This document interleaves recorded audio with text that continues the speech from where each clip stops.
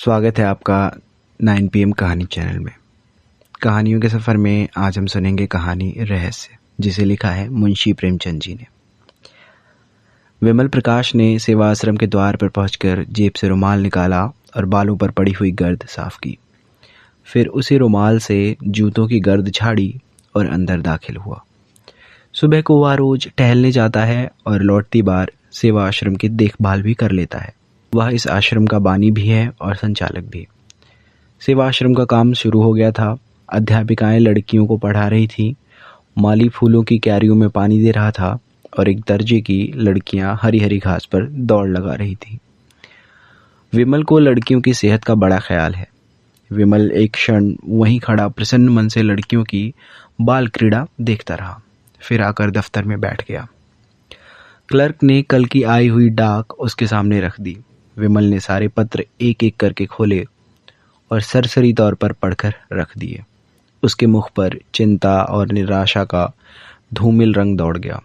उसने धन के लिए समाचार पत्रों में जो अपील निकाली थी, उसका कोई असर नहीं हुआ। यह संस्था कैसे चलेगी? लोग क्या इतने अनुदार हैं? वह तन मन से इस काम में लगा हुआ है। उसके पास जो कुछ था वह सब उसने इस आश्रम को भेंट कर दी। अब लोग उससे और क्या चाहते हैं? क्या अब भी वह उनकी दया और विश्वास के योग्य नहीं है? वह इसी चिंता में डूबा हुआ उठा और घर पर आकर सोचने लगा, यह संकट कैसे टाले। अभी साल का आधा भी नहीं गुजरा और आश्रम पर 12,000 का कर्ज हो गया था। साल पूरा होते होते वह 20,000 तक पहुंचेगा। अगर वह लड़कियों की फीस 1-1 रुपया बढ़ा दे तो 500 रुपये की आमदनी बढ़ सकती है। हॉस्टल की फीस 2-2 रुपये बढ़ा दे तो 500 रुपये और आ सकते हैं। इस तरह वह आश्रम की आमदनी में 12,000 सालाना की बढ़ती कर सकता है। लेकिन फिर वह उसका आदर्श कहाँ रहेगा कि गरीबों की लड़कियों को नाम मात्र फीस लेकर ऊंची शिक्षा दी जाए। काश उसे ऐसी अध्यापिकाओं की काफ़ी तादाद मिल जाती जो केवल गुजारे पर काम करती। क्या इतने बड़े देश में ऐसी 10-20 पढ़ी लिखी देवियां भी नहीं हैं? उसने कई अखबारों में यह ज़रूरत छपवाई थी, मगर आज तक किसी ने जवाब न दिया। अब फीस बढ़ाने के सिवा उसके लिए कौन सा रास्ता है? इसी वक्त उसके द्वार के सामने एक तांगा आकर रुका और एक महिला उतरकर बरामदे में आई। विमल ने कमरे से बाहर निकलकर उनका स्वागत किया और उन्हें अंदर ले जाकर एक कुर्सी पर बैठा दिया। देवी जी रूपवती तो ना थीं, पर उनके मुख पर शिष्टता और कुलीनता की आभा जरूर थी। औसत कद, कोमल गात, चंपई रंग, प्रसन्न मुख, खूब बनी सवरी हुई, मगर उस बनाव संवार में ही जैसे अभाव की एक झलक थी। विमल के लिए यह कोई नई बात न थी। जब से उसने सेवा आश्रम खोला था, भले घरों की देवियां अक्सर उससे मिलने आती रहती थीं। देवी जी ने कुर्सी पर बैठते हुए कहा, पहले अपना नाम बता दूं? मुझे मंजुला कहते हैं। मैंने कुछ दिन हुए लीडर में आपकी नोटिस देखी थी और उसी प्रयोजन से आपकी सेवा में आई हूँ। यूँ तो आपसे मिलने का शौक बहुत दिनों से था, पर कोई अवसर ना निकाल पाती थी और बरबस आकर आपका कीमती समय नष्ट नहीं करना चाहती थी। आपने जिस त्याग और तन्मयता से नारियों की सेवा की है, उसने आपके प्रति मेरे मन में इतनी श्रद्धा पैदा कर दी है कि मैं उसे प्रकट करूं तो शायद आप उसे खुशामद ही समझेंगे। मेरे मन में भी इसी तरह की सेवा की बहुत इच्छा थी, पर जितना सोचती हूँ उतना कर नहीं सकती। आपके प्रोत्साहन से संभव है मैं भी कुछ कर सकूं। विमल मौन सेवकों में था। अपनी प्रशंसा उसके लिए सबसे कठिन परीक्षा थी। उसकी ठीक वही दशा हो जाती थी जैसे कोई पानी में डुबकियां खा रहा हो। वह खुद किसी के मुंह पर उसकी तारीफ न करता था, इसीलिए तारीफ के भूखे उसे तंग दिल समझते थे। वह पीठ के पीछे तारीफ करता था। हाँ, बुराइयां वह मुंह पर करता था और दूसरों से भी यही आशा रखता था। उसने अपना उखड़ा हुआ पांव जमाते हुए कहा, यह तो बहुत अच्छी बात होगी। आप शौक से आए, सेवा आश्रम की दशा तो आपको मालूम होगी। मैं इस इरादे से यहाँ नहीं आई हूँ। यह मैं पहले ही समझ गया था, मेरी यह आशा न थी। यूं ही कह दिया, अच्छा आपका मकान यही है? मंजुला देवी का घर लखनऊ में है। जालंधर के कन्या विद्यालय में शिक्षा पाई है। अंग्रेजी में अच्छी लियाकत है। घर के काम धंधे में भी कुशल हैं और सबसे बड़ी बात यह है कि उनके हृदय में सेवा का उत्साह है। अगर ऐसी स्त्री सेवा आश्रम का भार अपने ऊपर ले ले तो क्या कहना। मगर विमल के मन में एक प्रश्न उठा। पूछा, आपके पति भी आपके साथ रहेंगे? साधारण सा सवाल था, मगर मंजुला को नागवार लगा। बोली, जी नहीं, वह अपने घर रहेंगे। वह एक बैंक में नौकर हैं और अच्छा वेतन पाते हैं। विमल के मन का प्रश्न और भी जटिल हो गया था। जो आदमी अच्छा वेतन पाता है, उसकी पत्नी उससे अलग काशी में रहना चाहती है? केवल इतना मुंह से निकला, अच्छा। मंजुला ने शायद उसके मन का भाव ताड़कर कहा, आपको यह कुछ अनोखी सी बात लगती होगी, लेकिन क्या आपके ख्याल में शादी का आशय यह है कि स्त्री को पुरुष के दामन में छिपी रहनी चाहिए? विमल ने जोश के साथ कहा, हरगिज नहीं। जब मैं अपनी ज़रूरतों को घटाकर सिफर तक पहुंचा सकती हूं, तो किसी पर भार क्यों बनूं? विमल ने कहा, बेशक हम दोनों में मतभेद है और उसके अनेक कारण हैं। मैं भक्ति और पूजा को मानव जीवन का सत्य समझती हूँ, वह इसे लचर समझते हैं। यहाँ तक कि ईश्वर में भी उनका विश्वास नहीं है। मैं हिंदू संस्कृति को सबसे ऊंचा समझती हूँ, उन्हें हमारी संस्कृति में ऐब ही ऐब नजर आते हैं। ऐसे आदमी के साथ मेरा निबाह कैसे हो सकता है? मंजुला देवी ने कहा। विमल खुद भक्ति और पूजा को ढोंग समझते थे और इतनी सी बात पर किसी स्त्री का पुरुष से अलग हो जाना उनके समझ में ना आया। उन्हें ऐसी कई मिसालें याद थीं जहां स्त्रियों ने पति के विधर्मी हो जाने पर भी अपने व्रत का पालन किया। इस समस्या का व्यवहारिक अंग ही उनके सामने था। पूछा, उन्हें कोई आपत्ति तो ना होगी? मंजुला ने गर्व के साथ कहा, मैं ऐसी आपत्तियों की परवाह नहीं करती। अगर पुरुष स्वतंत्र है तो स्त्री भी स्वतंत्र है। फिर उसने नर्म होकर करुण स्वर में कहा, यूं कहिए कि हम और वह 3 साल से अलग हैं, रहते हैं एक ही मकान में, लेकिन बोलते नहीं। जब कभी वह बीमार पड़े हैं, मैंने उनकी तीमारदारी की है। उन पर कोई संकट आया है तो मैंने उन्हें सच्ची सहानुभूति दी है। लेकिन मैं मर भी जाऊं तो उन्हें दुख ना होगा। वह खुश ही होंगे कि गला छूट गया। वह मेरा पालन पोषण करते हैं, इसलिए उसका गला भर आया था। वह एक क्षण तक चुपचाप जमीन की ओर ताकती रही। फिर उसे भय हुआ कि कहीं विमल उसे हल्का और ओछी ना समझ रहा हो, जो अपने जीवन के गुप्त रहस्यों का ढिंढोरा पीटती फिरती है। इस भ्रम को विमल के मन से निकालना जरूरी था। उसने उन्हें यकीन दिलाया कि आज तक किसी ने उनके मुंह से ये शब्द नहीं सुने। यहाँ तक कि उसने अपने मन की व्यथा कभी अपनी माता से भी नहीं कही थी। विमल वह पहले व्यक्ति हैं जिनसे उसने ये बातें कहने का साहस किया है, और इसका कारण यही है कि वह जानती है उनके दिल में दर्द है और एक स्त्री की विवशता का अंदाजा कर सकते हैं। विमल ने लजाते हुए कहा, यह आपकी कृपा है जो मेरे बारे में ऐसा ख्याल करती हैं। और उनके मन में मंजुला के प्रति श्रद्धा उत्पन्न हुई। बहुत दिनों के बाद उसे एक देवी नजर आई जो सिद्धांत के लिए इतना साहस कर सकती है। वह खुद मन ही मन समाज से विद्रोह करता रहता था। सेवा आश्रम भी उनके मानसिक विद्रोह का ही फल था। ऐसी स्त्री के हाथों में वह सेवा आश्रम बड़ी खुशी से सौंप देगा। मंजुला इसके लिए तैयार होकर आई थी। मंजुला के जीवन में आत्मदान की मात्रा ही ज्यादा थी। देह को वह इस भावना की पूर्ति का साधन मात्र समझती थी। दुनिया की बड़ी से बड़ी विभूति भी उसे शांति ना दे सकती थी। मिस्टर मेहरा से उसे केवल इसीलिए अरुचि थी कि वह भी साधारण प्राणियों की भांति भोग विलास के प्रेमी थे। जीवन उनके लिए इच्छाओं में बहने का नाम था। स्वार्थ की सिद्धि में नीति या धर्म की बाधा उनके लिए असह्य थी। अगर उनमें कुछ उदारता होती और मंजुला से मतभेद होने पर भी वह उसकी भावनाओं का आदर करते और कम से कम मुख से ही उसमें सहयोग करते, तो मंजुला का जीवन सुखी होता। पर उस भले आदमी को पत्नी से जरा सी भी सहानुभूति ना थी और हर एक अवसर पर वह उसके मार्ग में आकर खड़े हो जाते थे और मंजुला मन ही मन सिमट कर रह जाती थी। यहाँ तक कि उसकी भावनाएं विकास का मार्ग ना पाकर टेढ़े मेढ़े रास्तों पर जाने लगीं।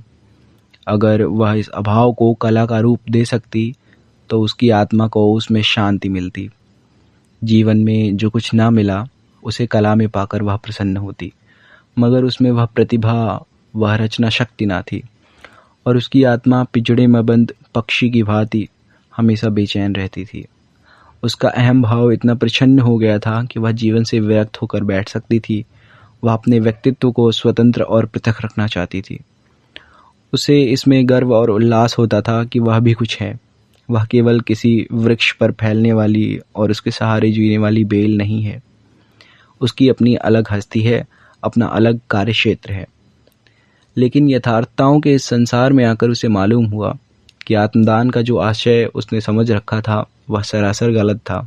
सेवाश्रम में ऐसे लोग अक्सर आते रहते थे जिनसे थोड़ी सी खुशामद करके बहुत कुछ सहायता ली जा सकती थी, लेकिन मंजुला का आत्माभिमान खुशामद कर किसी तरह राजी नहीं होता था। उनके यशगान से भरे हुए अभिनंदन पत्र पढ़ना, उनके भवनों पर जाकर उन्हें सेवा आश्रम के मुआयने का न्योता देना या रेलवे स्टेशन पर जाकर उनका स्वागत करना, ये ऐसे काम थे जिनसे उसे हार्दिक घृणा होती थी। लेकिन सेवा आश्रम के संचालन का भार उस पर था और उसे अपने मन को दबाकर अपने कर्तव्य का आदर्श सामने रखकर यह सारी नज़रबंदियां करनी पड़ती थीं। यद्यपि वह इन विद्रोही भावों को मकदूर भर छिपाती थी, पर जिस काम में मन न हो वहाँ उल्लास और उत्साह कहाँ से आए। जिन समझौतों से घबराकर वह भागी थी वह यहाँ और भी विकृत रूप में उसका पीछा कर रहे थे। उसके मन में कटुता आती जाती थी और एकाग्र सेवा की धुन मिटती जाती थी। इसके विरुद्ध वह विमल को देखती थी कि उसके चेहरे पर कभी शिकन नहीं आती। वही साहस्य मुख, वही उत्सर्ग से भरा हुआ उद्भाव, वही क्रियाशील तन्मयता, छोटे से छोटे काम के लिए हमेशा हाजिर। सेवाश्रम की कोई कन्या या अध्यापिका बीमार पड़ जाए, विमल उसकी तीमारदारी के लिए मौजूद है।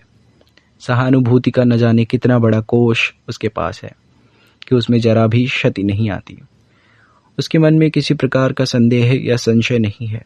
उसने एक रास्ता पकड़ लिया है और उस पर कदम बढ़ाता चला जा रहा है। उसे विश्वास है इसी रास्ते से वह अपने ध्येय पर पहुंचेगा। राह में जो यात्री मिल जाते हैं उन्हें अपना संगी बना लेता है। जो कलेवा लेकर चला है वह संगियों को बांटकर खाने में आनंद ही पाता है। उसे नित्य परेशानियां उठानी पड़ती हैं, खुशामदें करनी पड़ती हैं, अपमान सहने पड़ते हैं, अयोग्य व्यक्तियों के सामने सिर झुकाना पड़ता है, भीख मांगनी पड़ती है, मगर उसे गम नहीं। वह कभी निराश नहीं होता, कभी बुरा नहीं मानता। उसके अंदर कोई ऐसी चीज़ है जो हजारों ठोकरों खाने पर भी ज्यों के त्यों उछलती और दौड़ती रहती है। अध्यापिकाएं अक्सर साधारण सी बातों पर शिकायत करने लगती हैं, कभी कभी रूठ जाती हैं और सेवाश्रम से विदा हो जाना चाहती हैं। अगर धोबन ने कपड़े खराब धोए या कहारिन ने उनकी साड़ी में दाग डाल दिए या चौकीदार ने उनके कुत्ते को दुत्कार दिया या उनके कमरे में झाड़ू नहीं लगी या ग्वाले ने दूध में पानी मिला दिया, तो इसमें सेवाश्रम के अधिकारियों का क्या दोष। मगर इन्हीं बातों पर यहाँ रोना गाना मच जाता है। दुनिया सिर पर उठा ली जाती है और विमल सेवक की भांति अनुनय विनय करके उनका गुस्सा ठंडा करता है, उनकी घुड़कियाँ सुनता है और हंसकर रह जाता है। फल यह है कि अध्यापिकाओं की उस पर श्रद्धा होती जाती है। वह उसे अपना अफसर नहीं, अपना मित्र और बंधु समझती हैं। मगर मंजुला विमल से कुछ खिंची रहती है। कभी उससे कोई शिकायत नहीं करती, कभी उससे किसी मामले में सलाह नहीं लेती। यद्यपि वह दिल में समझती है कि जिस दुनियादारी को वह आत्मा का पतन कहकर उसे हेय समझती है वह वास्तव में विकसित मानवता का ही रूप है, फिर भी अपने सिद्धांत प्रेम के अभिमान को तोड़ डालना उसके लिए कठिन है। और इस अभिमान के होते हुए भी विमल की विशुद्ध निस्वार्थ व्यवहारिकता उसे जबरदस्ती अपनी ओर खींचती है। उसने साधारण मनुष्य के विषय में अनुभव से मन में जो सीमाएं खींच ली थी, विमल उनसे ऊपर था। उसमें स्वार्थ का लेश भी नहीं है, अभिमान उसे छू भी नहीं गया है, उसके त्याग की कोई सीमा नहीं। मंजुला के आध्यात्मिक जीवन में मनुष्य का यही सबसे ऊंचा आदर्श था, लेकिन विमल को उस आदर्श के समीप देखकर उसे एक प्रकार का हार का बोध होता था। आदर्श का महत्व इसी में है कि वह पहुंच के बाहर हो। अगर वह साध्य हो जाए तो आदर्श ही क्यों रहे। मंजुला अपनी आदर्श भावना को और ऊंचा बनाकर इस विचार में संतोष पाना चाहती है कि विमल अभी उस आदर्श से बहुत दूर है। लेकिन विमल जैसे जबरन उनका श्रद्धा पात्र बनता जाता है। वह अपने को प्रवाह में बहने से रोकने के लिए लकड़ी का सहारा लेती है, पर उसके पैरों के साथ वह लकड़ी भी उखड़ जाती है। और फिर वह किसी दूसरी रोग की तलाश करने लगती है और अंत में उसे यह सहारा मिल जाता है। उसने अपनी तीव्र दृष्टि में देख लिया है कि विमल उसकी कारगुजारियों से संतुष्ट नहीं है। फिर वह उससे शिकायत क्यों नहीं करता, उससे जवाब क्यों नहीं मांगता। उसी तीव्र दृष्टि से उसने यह भी ताड़ लिया है कि विमल उसके रूप रंग से अप्रभावित नहीं है। फिर यह शीतलता और उदासीनता क्यों? क्या इससे यह सिद्ध नहीं होता कि वह कपटी है या कायर है? और उसे वह कितना खुलकर मिलता है, कितनी हमदर्दी से पेश आता है, तो मंजुला से वह क्यों दूर दूर रहता है? क्यों उससे ऊपरी मन से बातें करता है? वह पहले दिन का निष्कपट व्यवहार कहाँ गया?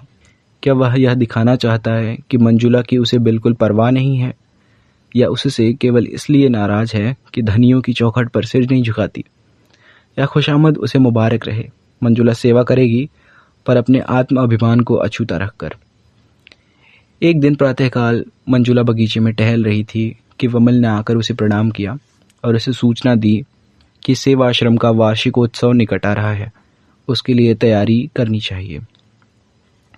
मंजुला ने उदासीन भाव से पूछा, यह जलसा तो हर साल ही होता है? विमल ने कहा, जी हाँ, हर साल, मगर अब की ज़्यादा समारोह करने का विचार है। मेरे लिए जो कुछ हो सकता है वह मैं भी करूंगी, हालांकि आप जानते हैं मैं इस विषय में ज़्यादा निपुण नहीं हूँ। विमल ने कहा, इसकी सफलता का सारा भार आपके ही ऊपर है। मेरे ऊपर? जी हाँ, आप चाहें तो यह आश्रम कहीं से कहीं पहुंच जाए। मंजुला ने कहा, मेरे विषय में आपका अनुमान गलत है। विमल ने विश्वास भरे स्वर में कहा, मेरा अनुमान गलत है या आपका अनुमान गलत है, यह तो जल्द ही मालूम हुआ जाता है। आज यह पहली प्रेरणा थी जो विमल ने मंजुला से की। जिस दिन से उसने सेवाश्रम उसके हाथ में सौंपा था, उस दिन से कभी इस विषय में कोई आदेश न दिया था। उसे कभी इसका साहस ही ना हुआ। मुलाकातों में इधर उधर की बातें होती रह जाती। शायद विमल समझता था कि मंजुला ने जो त्याग किया है वह काफ़ी से कहीं ज़्यादा है और उस पर अब और बोझ डालना जुल्म होगा। या शायद वह देख रहा था कि मंजुला का मन इस संस्था में रम जाए तो कुछ कहे। आज जो उसने विनय और आग्रह से भरा हुआ वह आदेश दिया तो मंजुला में एक नई स्फूर्ति दौड़ गई। सेवा आश्रम से ऐसा निजत्व उसे कभी ना हुआ था। विमल से उसे जो दुर्भावनाएं थी सब जैसे काई की तरह फट गईं और वह पूर्ण तन्मयता के साथ तैयारियों में लग गई। अब तक वह क्यों आश्रम से इतनी उदासीन थी, इस पर उसे आश्चर्य होने लगा। एक सप्ताह तक वह रात दिन मेहमानों के आदर सत्कार में व्यस्त रही। खाने तक की फुर्सत ना मिलती। दोपहर का खाना तीसरे पहर मिलता। कोई मेहमान किसी गाड़ी से आता, कोई किसी गाड़ी से। अक्सर उसे रात को भी स्टेशन जाना पड़ता। उस पर तरह तरह के करतबों का रिहर्सल भी कराना पड़ता। अपने भाषण की तैयारी अलग। इस साधना का पुरस्कार तो मिला कि जलसा हर एक दृष्टि से सफल रहा और कई हजार की रकम चंदे में मिल गई। मगर जिस दिन मेहमान रुखसत हुए उसी दिन मंजुला को नए मेहमान का स्वागत करना पड़ा, जिसने 3 दिन तक उसे सिर न उठाने दिया। ऐसा बुखार उसे कभी ना आया था। 3 ही दिन में ऐसी हो गई जैसे बरसों की बीमार हो। विमल भी दौड़ धूप में लगा हुआ था। पहले तो कई दिन पंडाल बनवाने और मेहमानों की दावत का इंतज़ाम करने में लगा रहा। जलसा ख़त्म हो जाने पर जहाँ जहाँ से जो सामान आए थे उन्हें सहेज सहेज कर लौटाने की पड़ गई। मंजुला को धन्यवाद देने भी ना आ सका। किसी ने कहा ज़रूर कि देवी जी बीमार हैं, मगर उसने समझा थकान से कुछ हरारत हो आई होगी। ज़्यादा परवाह न की। लेकिन 14 दिन खबर मिली कि बुखार अभी तक नहीं उतरा और बड़े ज़ोर का है, तो वह बदहवास दौड़ता हुआ आया और अपराधी भाव से उसके सामने खड़ा होकर बोला, अब कैसी तबीयत है? आपने मुझे बुलाया क्यों नहीं? मंजुला को ऐसा जान पड़ा कि जैसे एकाएक बुखार हल्का हो गया है। सिर का दर्द भी कुछ शांत हुआ जान पड़ा। लेटे लेटे विवश आंखों से ताकती हुई बोली, बैठ जाइए, आप खड़े क्यों हैं? फिर मुझे भी उठ जाना पड़ेगा। विमल ने इस भाव से देखा मानो उसका बस होता तो यह सारा ताप और दर्द खुद ही ले लेता। फिर आग्रह से बोला, नहीं नहीं, आप लेटी रहें, मैं ही बैठ जाता हूँ। इसका अपराधी तो मैं हूँ। मैंने ही आपको इस जहमत में डाला, मुझे क्षमा कीजिएगा। मैंने आपसे वह काम लिया जो मुझे खुद ही कर लेना चाहिए था। मैं अभी जाकर डॉक्टर को बुला लाता हूँ। क्या कहूँ, मुझे जरा भी खबर ना हुई। फिजूल के कामों में ऐसा फंसा रहा। उसने पीठ फेरी ही थी कि मंजुला ने हाथ उठाकर मना करते हुए कहा, नहीं नहीं डॉक्टर की कोई ज़रूरत नहीं, आप ज़रा परेशान ना हो, मैं बिल्कुल अच्छी हूँ, कल तक उठ बैठूंगी। उसके मन में और कितनी ही बातें उठी, मगर उसने ओठ बंद कर लिए। इस आवेश में वह न जाने क्या क्या बक जाएगी। अभी तक विमल ने शायद उसे देवी समझकर उसके सामने सिर झुकाया है, उससे दूर अवश्य रहा है, मगर इसलिए नहीं कि वह समीप आना नहीं चाहता, बल्कि इसलिए कि अपनी सरलता में, अपनी साधना में उसके समीप आने में झिझकता है कि कहीं देवी को नागवार न गुजरे। विमल ने अपने मन में उसे जिस ऊंचे आसन पर बैठा दिया है, उससे नीचे वह नहीं आएगी। विमल को मालूम नहीं वह कितना सात्विक, कितना विशाल आत्मा पुरुष है। ऐसे आदमी की स्मृति में हमेशा के लिए एक आकाश में उड़ने वाली निष्कलंक, निष्कपट सती की धुंधली छाया छोड़ जाना कितना बड़ा मोह है। उसने विनोद भाव से कहा, हाँ क्यों नहीं, क्योंकि आप तो मनुष्य हैं और मैं गाठ की पुतली। विमल ने कहा, नहीं नहीं, आप देवी हैं। मंजुला ने कहा, नहीं, एक नादान औरत। आपने जो कुछ कर दिखाया वह मैं 100 जन्म लेकर भी ना कर सकता था, विमल ने विनम्रतापूर्वक कहा। मंजुला ने जवाब दिया, उसका कारण भी आपने सोचा? यह स्त्री की विजय नहीं, उसकी हार है। अगर इन दोषों के साथ मैं स्त्री न होकर पुरुष होती तो शायद इसकी चौथाई सफलता भी ना मिलती।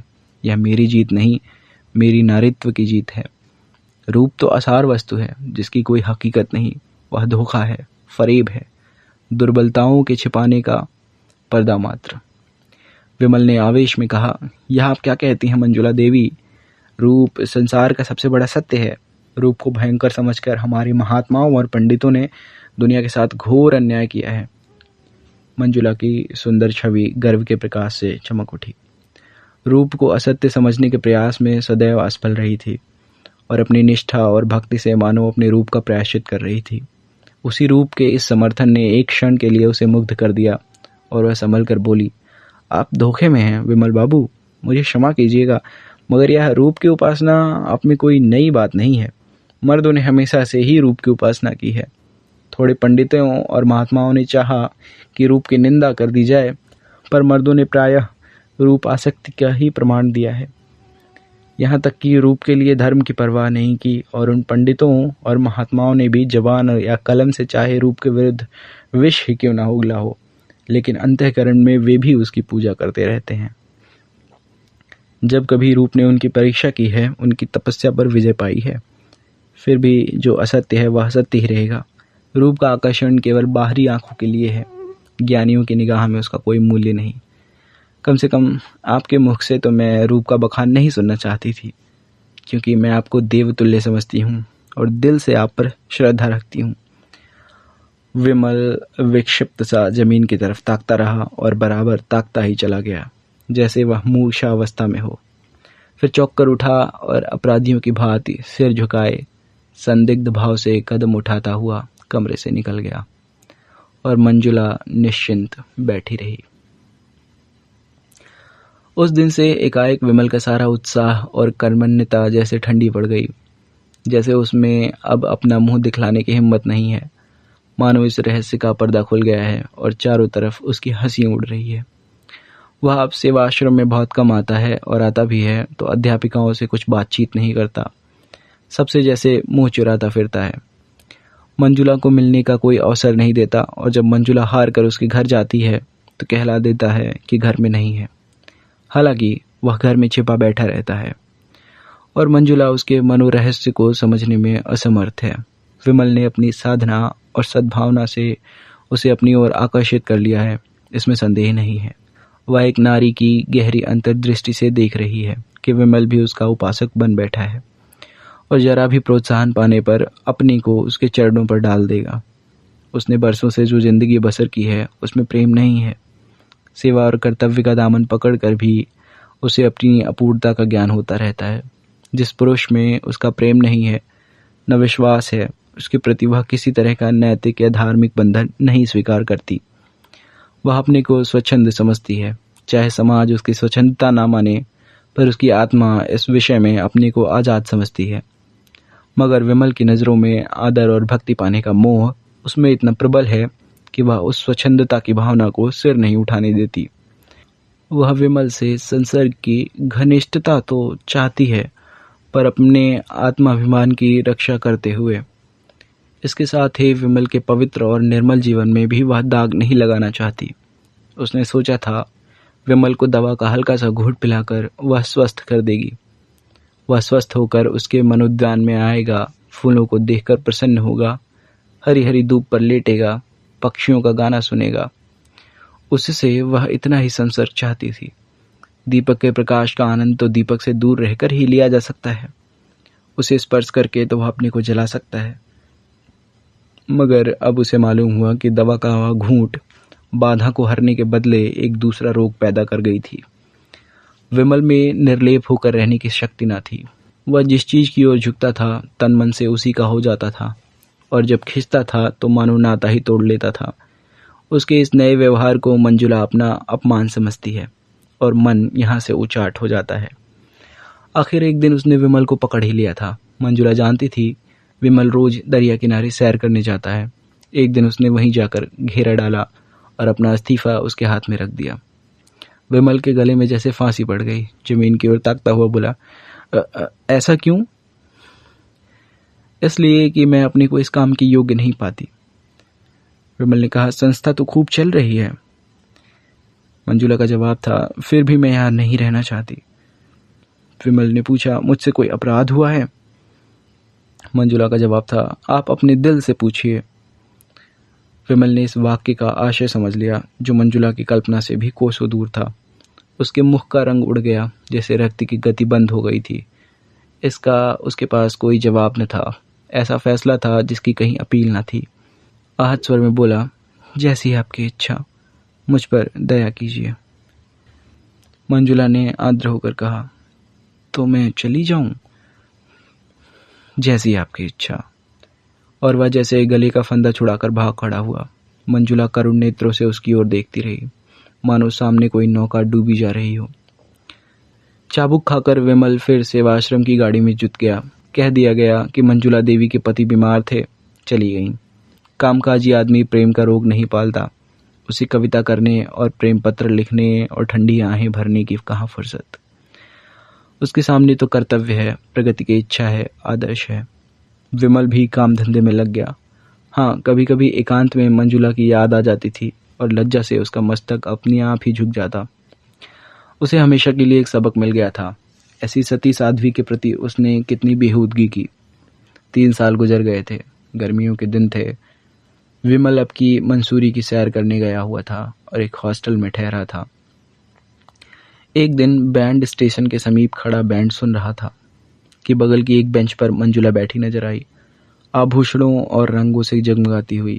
उसके पास ही एक युवक कोट पैंट पहने बैठा हुआ था। दोनों मुस्कुराकर बातें कर रहे थे। दोनों के चेहरे खिले, दोनों प्रेम के नशे में मस्त। विमल के मन में सवाल उठा, यह युवक कौन है? मंजुला का पति नहीं हो सकता। यह संभव है उसका पति ही हो। दंपति में अब मेल हो गया हो। उसे मंजुला के सामने जाने का साहस ना हुआ। दूसरे दिन वह एक अंग्रेजी तमाशा देखने सिनेमा हॉल गया था। इंटरवल में बाहर निकला तो कैफे में फिर मंजुला दिखाई दी, सिर से पांव तक अंग्रेजी पहनावे में। वही कल वाला युवक आज भी उसके साथ था। आज विमल से जब्त ना हो सका। इसके पहले कि वह मन में कुछ निश्चय कर सके, वह मंजुला के सामने खड़ा था। मंजुला उसे देखते ही सन्नाटे में आ गई। मुंह पर हवाइयां उड़ने लगीं, मगर एक ही क्षण में उसने अपने आप को संभाल लिया और मुस्कुराकर बोली, हेलो विमल बाबू, आप यहाँ कैसे? और उसने उस नवयुवक से विमल का परिचय कराया। आप महात्मा पुरुष हैं, काशी के सेवाश्रम के संचालक, और यह मेरे मित्र मिस्टर खन्ना हैं, जो अभी हाल ही में इंग्लैंड से ICF होकर आए हैं। दोनों आदमियों ने हाथ मिलाए। मंजुला ने पूछा, सेवाश्रम तो खूब चल रहा है। मैंने उसकी वार्षिक रिपोर्ट पत्रों में पढ़ी थी। आप यहाँ कहाँ ठहरे हुए हैं? विमल ने अपने होटल का नाम बताया। फिर खेल शुरू हो गया। खन्ना ने कहा, खेल शुरू हो गया है, चलो अंदर चलते हैं। मंजुला ने कहा, तुम जाकर देखो, मैं जरा मिस्टर विमल से बातें करूंगी। खन्ना ने विमल को जलती आंखों से देखा और अकड़ता हुआ अंदर चला गया। मंजुला और विमल बाहर आकर हरी हरी घास पर बैठ गए। विमल का हृदय गर्व से फूला हुआ था। आशा में उल्लास की चांदनी सी हृदय पर छिटकी हुई थी। मंजुला ने गंभीर स्वर में पूछा, आपको मेरी याद काहे को आई होगी? कई बार इच्छा हुई कि आपको पत्र लिखूं, लेकिन संकोच के मारे न लिख सकी। आप मजे में तो थे। विमल को उसका यह उलाहना बुरा लगा। कहाँ भी हास्य विनोद में मग्न थी, कहाँ उसे देखते ही गंभीरता की पुतली बन गई। रूखे स्वर में बोला, हाँ, बहुत अच्छी तरह था। आप तो आराम से थीं। मंजुला आर्द्र कंठ से बोली, मेरे भाग्य में तो आराम लिखा ही नहीं है मिस्टर विमल। पिछले साल पति का देहांत हो गया। उन्होंने जितनी जायदाद छोड़ी उससे से ज़्यादा कर्ज छोड़ा। इन्हीं उलझनों में पड़ी रही, स्वास्थ्य भी बिगड़ गया। डॉक्टर ने पहाड़ पर रहने की सलाह दी है, तब से यहीं पड़ी हुई हूँ। और आपने मुझे खत तक ना लिखा? मंजुला देवी का जवाब था, आपके सिर यूं ही का कम बोझ है कि मैं अपनी चिंताओं का भार भी रख देती। विमल ने कहा, फिर भी एक मित्र के नाते मुझे खबर तो देनी ही थी। मंजुला ने स्वर में श्रद्धा भरकर कहा, आपका काम इन झगड़ों में पड़ना नहीं है विमल बाबू। आपको ईश्वर ने सेवा और त्याग के लिए रचा है, वही आपका क्षेत्र है। मैं जानती हूँ आपकी मुझ पर दया दृष्टि है। मैं कह नहीं सकती मेरी नज़रों में उसका कितना मूल्य है। जिसे कभी दया और प्रेम ना मिला हो, वह इनकी ओर लपके तो क्षमा के योग्य है। आप समझ सकते हैं उसका परित्याग करके मैंने कितनी बड़ी कुर्बानी की है, मगर मैंने इसी को अपना कर्तव्य समझा। मैं सब कुछ सह लूँगी, पर आपको देवत्व के ऊंचे आसन से नीचे न गिराऊंगी। आप ज्ञानी हैं। संसार के सुख कितने अनित्य हैं आप खूब जानते हैं। इनके प्रलोभन में ना आइए। आप मनुष्य हैं, आप में भी इच्छाएं हैं, वासनाएं हैं, लेकिन इच्छाओं पर विजय पाकर ही आपने यह ऊंचा पद पाया है। उसकी रक्षा कीजिए, और अध्यात्म ही आपकी मदद कर सकता है। उसकी साधना से आपका जीवन सात्विक होगा और मन पवित्र होगा।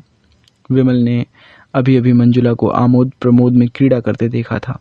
खन्ना से उसका संबंध किस तरह का है यह अभी वह समझ रहा था। फिर भी उस उपदेश में उसे सच्ची सहानुभूति का संदेश मिला। विलासिनी मंजुला उसे देवी के रूप में नजर आई। उसके भीतर का अहंकार उसकी लोलुपता से बलवान था। सद्भावना से भरकर बोला, देवी जी, आपने जिन शब्दों से मेरा सम्मान किया है उसके लिए आपका एहसानमंद हूँ। कहिए, मैं आपकी क्या सेवा कर सकता हूँ? मंजुला ने उठते हुए कहा, आपकी कृपा दृष्टि काफ़ी है। उसी वक्त खन्ना सिनेमा हॉल से बाहर आता दिखाई दिया। मुंशी प्रेमचंद की लिखी हुई कहानी, इसका नाम था रहस्य। हमारी वीडियो पसंद आती हो तो हमारे चैनल को सब्सक्राइब ज़रूर कीजिएगा, और ऐसी वीडियोस के लिए बने रहें। कमेंट में हमें लिखें, जिससे हमें नई कहानियाँ अपलोड करने में प्रोत्साहन मिलता है। आपका एक लाइक और एक सब्सक्राइब हमारे लिए बहुत मायने रखता है। मिलते हैं अगले वीडियो में। धन्यवाद।